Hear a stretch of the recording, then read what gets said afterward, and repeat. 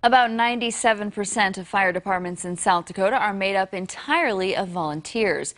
These everyday heroes go through all of the same training as paid firefighters while also balancing jobs that pay the bills.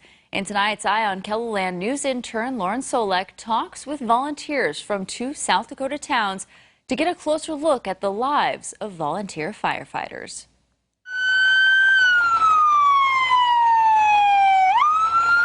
Being a firefighter, whether for a career or as a volunteer, is not an easy job. Oh, the best part is probably the satisfaction of, and on several occasions we've saved a life.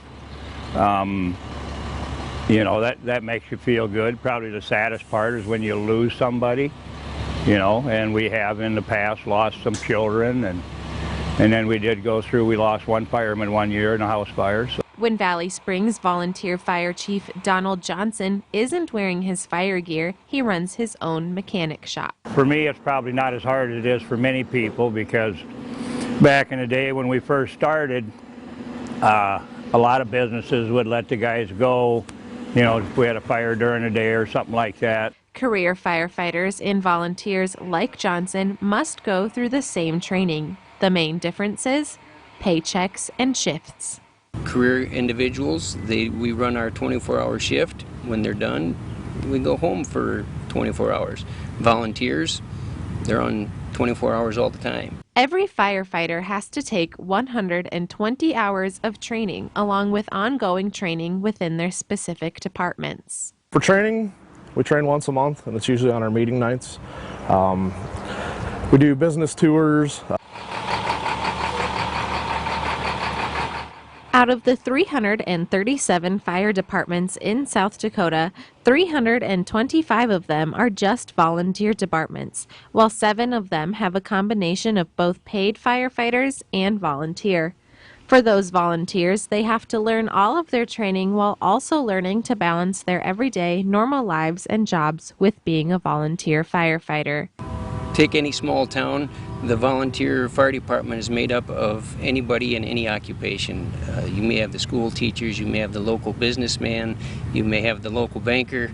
We're made up of anybody in town that is willing to participate and go through the training and has the time to do it. Charlie Clute is not only the president of the Firefighters Association, he's a volunteer firefighter in Viborg and works 3 other jobs. Balancing that with family and job, not every job allows the volunteer to be able to leave that.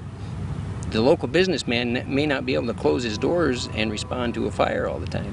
Cody Franson's paying job is with the city of Freeman. Most businesses in town are pretty good about the volunteers that we have, as if there's a call, that just drop what you're doing and take off and go. So it's nice for the community that the businesses are willing to allow their employees just to up and leave when a call comes in to help somebody else. Josh Anderson is another volunteer in Freeman, but he is also a career firefighter at the Sioux Falls Airport.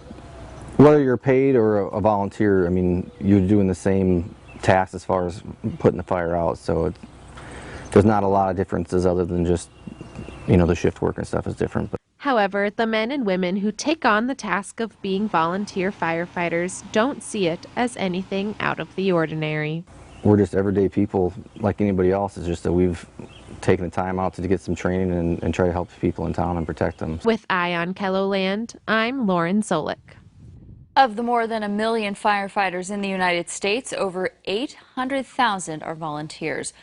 For more statistics about the fire departments in South Dakota, visit KELOLAND.com.